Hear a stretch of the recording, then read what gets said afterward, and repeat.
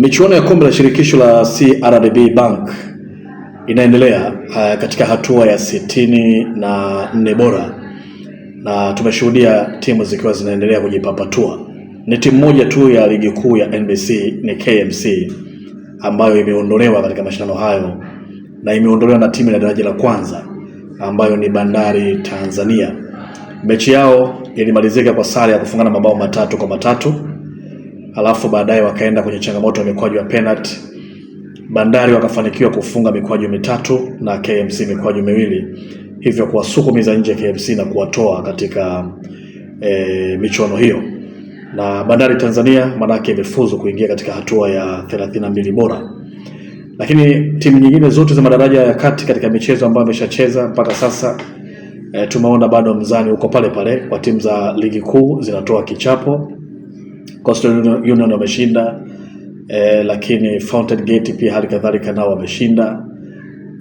Tumewaona pia Simba wameshinda, na timu nyingine ambazo tayari zimeshacheza mpaka sasa hivi.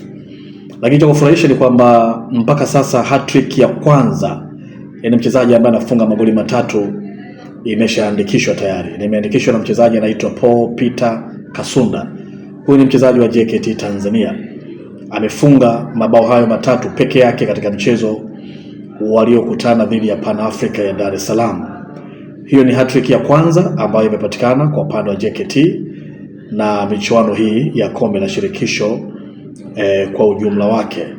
Je, zitaandikwa hat-trick nyingine katika hii michuano ama namna gani? Ni jambo la kusubiri na kuona kama kuna uwezekano wa kufanya hivyo. Lakini imedhihirisha wazi kwamba hizi timu zinazopangwa na majiant haya ligi kuu, msuri wao si mkubwa, wana msuri mdogo sana, kiasi ambacho unawaona jinsi ambavyo wanapata wakati mgumu, wanapata shida. Timu zinabugizwa mabao 3, mabao 4 na kuendelea. Sasa hii ni hali ambayo kusema kweli, badala ya kusema kwamba wanakuja kujifunza huku juu katika michuano hii, lakini wanakuja kujikuta wanachezea kichapo kikubwa sana, na uwezo wa kiuchezaji si mkubwa kama ambavyo watu walikuwa wanategemea, ama kama misimu kadhaa nyuma iliyopita hizo timu za madaraja ya kati zilikuwa zinaingia na zinaonyesha ushindani mkubwa sana. Lakini safari hii imeonekana kuwa ni tofauti kabisa, na kwa kufanya hivi maana yake kuna kazi kubwa ya kufanya hata huko katika ligi zao ambazo wanacheza, kwenye madaraja yao ambao wanacheza. Wana kila sababu ya kuona kwamba wanakwenda kujirekebisha, na sio tu kusema wanakuja huko kujiuza katika mechi moja. Wanacheza na timu ya ligi kuu, aidha Simba, Yanga, Azam, Singida ama vipi. Sio tu swala la kuja kujiuza, ni swala la kusema kwamba waoneshe kweli kweli kiwango, waoneshe uwezo mkubwa. Ndio inawezekana ukaja ukawashawishi timu hizi wakakufikiria mwakani katika usajili wa dirisha kubwa.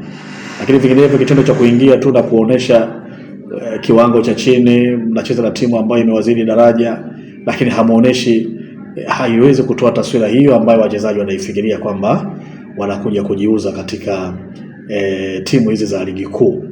Sasa ichukue hiyo kwamba hat-trick ya kwanza imefungwa na Paul Peter Kasunda wa JKT Tanzania, na tunasubiri tuone hali itakavyokuwa kwa hatua hii ya 64 bora, baadaye hatua ya 32 bora na kuendelea, kuweza kujua nini kinakwenda kutokea. Lakini yote kwa yote ni kwamba mashindano ni mazuri, mashindano yanaonekana yanashika kasi na yanachangamsha kwa namna moja ama nyingine.